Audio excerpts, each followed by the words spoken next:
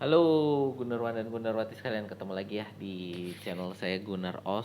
Dan ya, kita ketemu lagi di Sepekan Arsenal ya, segmen dimana saya akan merangkum berita-berita Arsenal selama sepekan ini dengan harapan teman-teman lebih mudah lah ya mengikuti berita-berita Arsenal tanpa harus buka website sana sini gitu ya. Oke, teman-teman, sebelumnya saya mau minta maaf dulu ya, ini untuk kualitas audionya mungkin agak, kurang karena memang, komputer saya masih rada error. Jadi saya sekarang, pakai handphone dulu untuk rekamannya ya.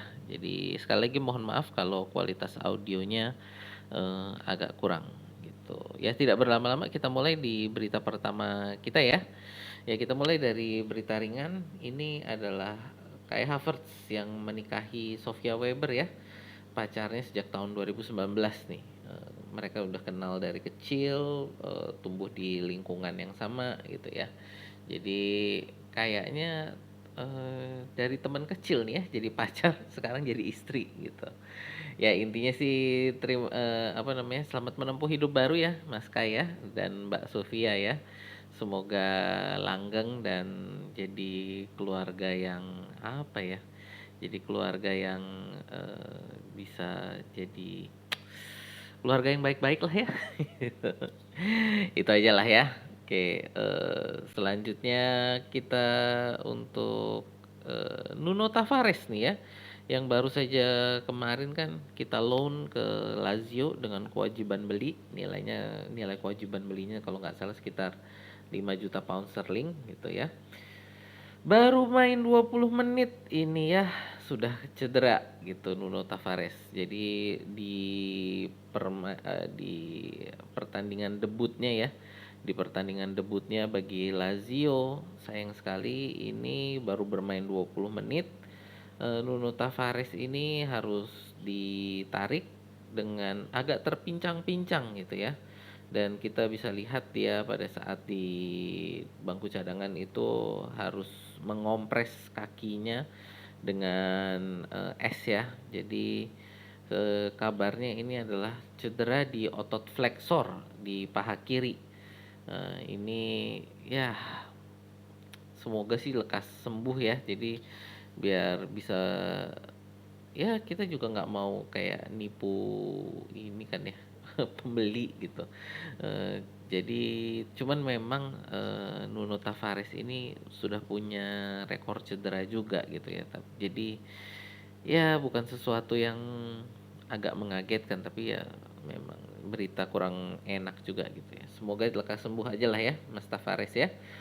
Oke, berikutnya berita cedera lagi ya. Ini Arsenal kan di pertengahan minggu ini ya, itu mengumumkan 26 pemain yang akan turun di tur pramusim ya, yang akan ikut di tur pramusim. Dan kita lihat Takehiro Tomiyasu ini absen dari daftar pemain yang akan ikut tur pramusim gitu ya.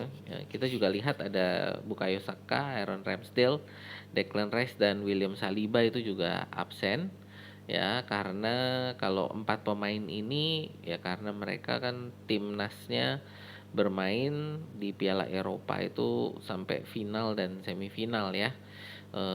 Kai Havertz nanti akan menyusul gitu kan, karena tim Jerman sampai 16 besar dan lebih gitu ya. Sampai 8 besar kalau nggak salah Jerman ya. Lalu ya Tomiyasu ini absennya karena dia cedera lutut gitu. Jadi ini juga ya, Tomiyasu ini punya rekor cedera juga ini. Jadi ya sangat disayangkan lah ya. Jadi ini untuk Tomiyasu ini mungkin itu juga kenapa kita membeli Ricardo Calafiori menurut saya. Ini pemain sebelah kiri kita ini rentan cedera nih ya. Ya, kita doakan juga ini ya Takehiro Tomiyasu supaya segera sembuh. Cuman dari laporannya sih Tomiyasu ini setidaknya selama 1 bulan ke depan lah ya. Jadi untuk apa ya, untuk tur pramusim ini sudah dipastikan dia tidak akan menyusul. Jadi tidak akan ikut sama sekali gitu ya. Oke, berita selanjutnya ini kita dari berita pertandingan ya. Eee, Arsenal menang 2-0 melawan Leyton Orient. Ini laga persahabatan yang tertutup ya. Jadi dilakukannya bukan di stadion tapi di apa namanya, lapangan latihan di Soba Property Training Center ya. Ini melawan Leyton Orient ini menang 2-0. Ini gol dicetak oleh Gabriel Jesus dan eh, siapa sih kemarin? Oh, Emil Smith Rowe ya. Jadi oleh Gabriel Jesus dan Emil Smith Rowe. Ya ini sebagian besar sih pemain yang ya tidak ikut ya. Saya sudah ada review pertandingannya. Ya teman-teman mungkin nanti bisa lihat review pertandingannya kalau ingin lebih detail ya. Tapi bagi saya untuk Leyton Orient ini, pertandingan melawan Leyton Orient ini mungkin highlightsnya adalah Eddie Nketiah mainnya lumayan sebagai winger. Jadi bukan sebagai apa ya, bukan sebagai striker tapi sebagai winger dia lumayan. Gitu ya. Sekali lagi teman-teman mungkin kalau mau lihat apa namanya, pertandingannya bisa lihat review pertandingannya. Untuk lihat review pertandingannya bisa lihat di video saya ya. Next juga ini berita pertandingan ya. Ini adalah pramusim pertama ya. Jadi pertandingan pramusim pertama Arsenal menang eh, diadu penalti ya. Jadi di babak normal itu seri satu sama, gol satu-satunya Arsenal dicetak oleh Fabio Vieira. Lalu diadu penalti kita menang 5-4 gitu ya. Dan ya ini menurut saya highlightsnya adalah permainan yang sangat luar biasa dari Karl Hein ya. Jadi kalau menurut saya ini pemain yang eh ya kalau misalkan Aaron Ramsdale dijual menurut saya ini Karl Hein dari pertandingan ini ya sepertinya mampulah untuk menjadi pemain yang menjadi pelapisnya David Raya gitu. Ya kita lihat perkembangan selanjutnya dan sama juga ini untuk review pertandingan saya sudah bikin videonya ya. Boleh dilihat di video saya kalau ingin lihat reviewnya yang lebih detail.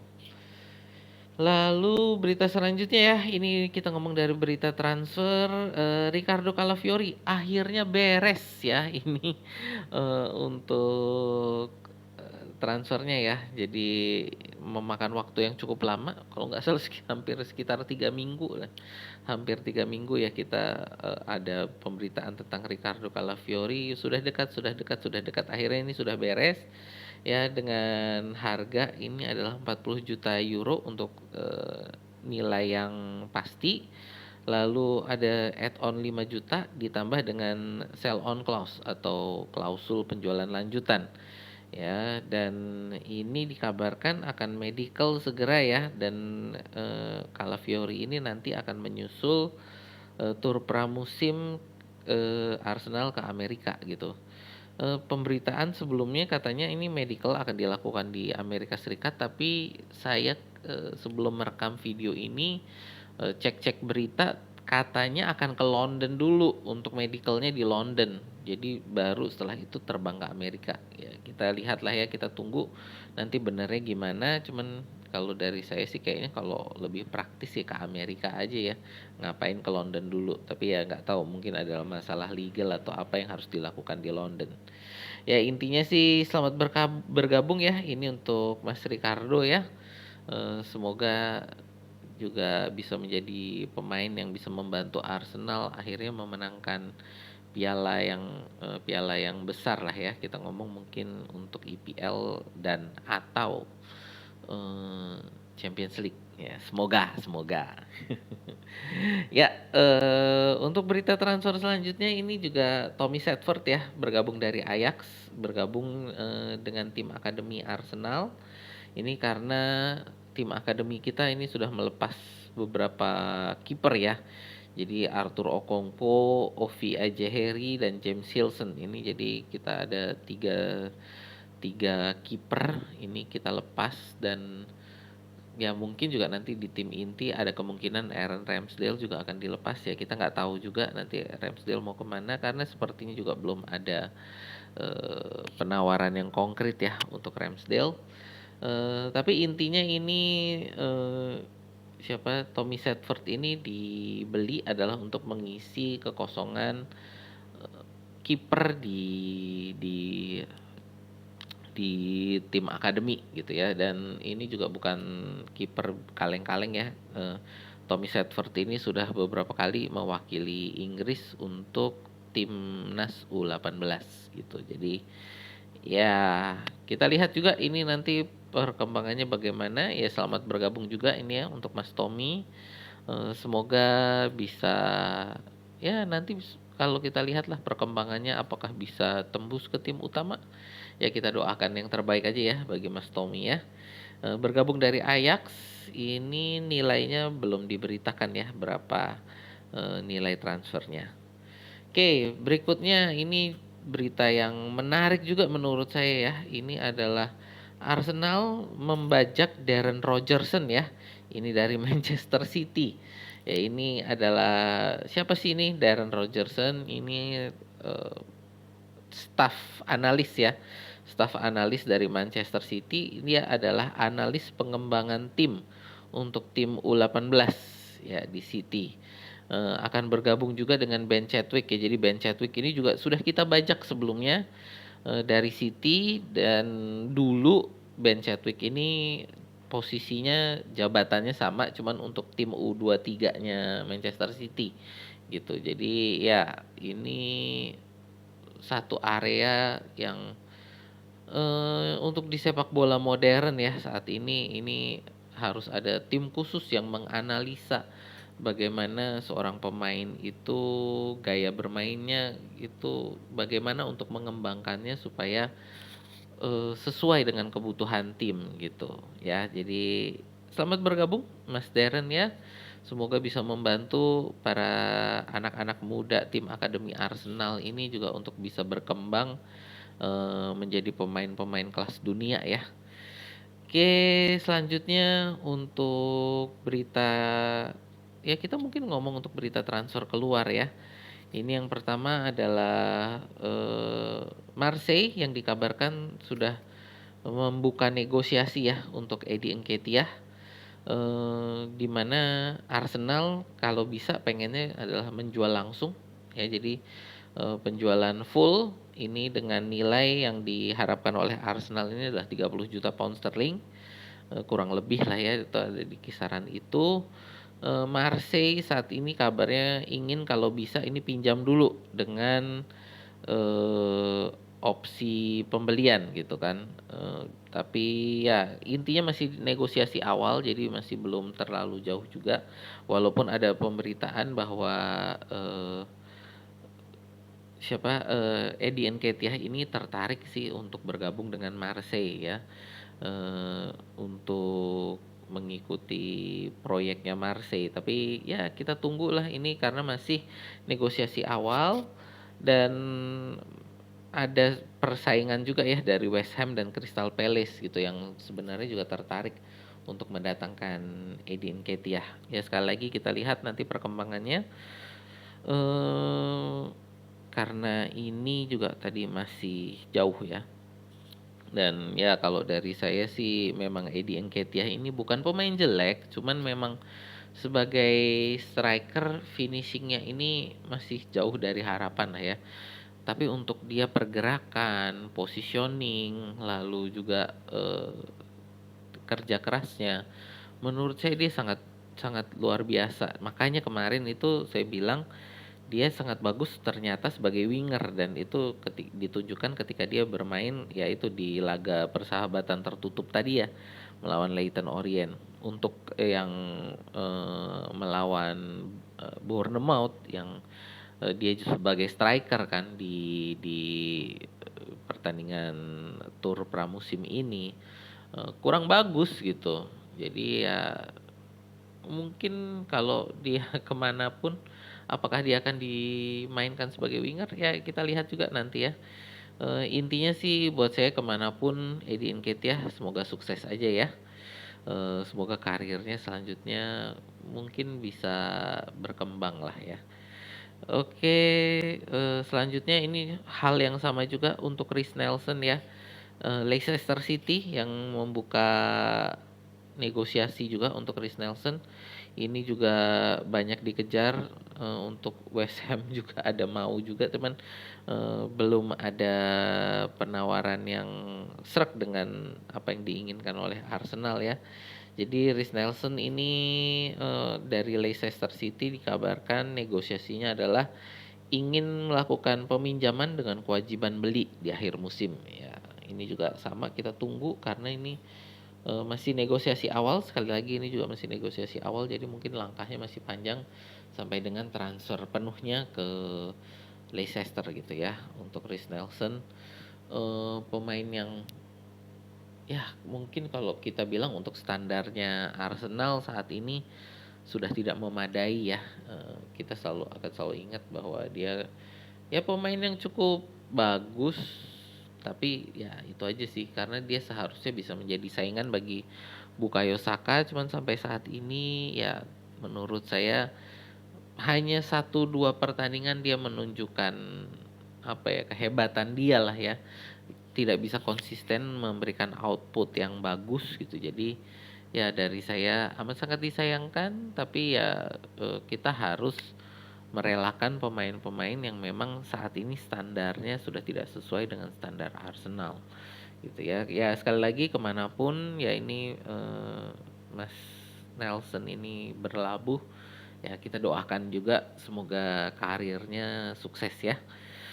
Dan yang terakhir ya ini untuk, Emil Smith Rowe yang dikabarkan ini tinggal selangkah lagi ya bergabung dengan Fulham, dihargai 35 juta pound sterling. Dan ini, kabarnya adalah kenapa kemarin pada saat pertandingan melawan, Bournemouth ini tidak diturunkan sama sekali.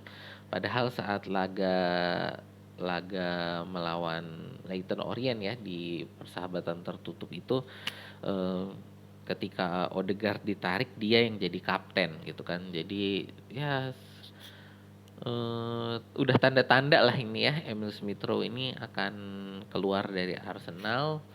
Sekali lagi ini juga amat sangat disayangkan karena tadinya ini adalah pemain akademi yang digadang-gadang akan menjadi, superstar lah ya di Arsenal gitu. Cuman karena cedera berkepanjangan, menghambat perkembangannya yang tadinya dia ini sebelum cedera ini, kenaikannya ini sangat sangat luar biasa bersama dengan, Bukayo Saka ya. Jadi ini partnerannya Bukayo Saka tadinya, Saka di depan, lalu Emil Smith Rowe di belakangnya.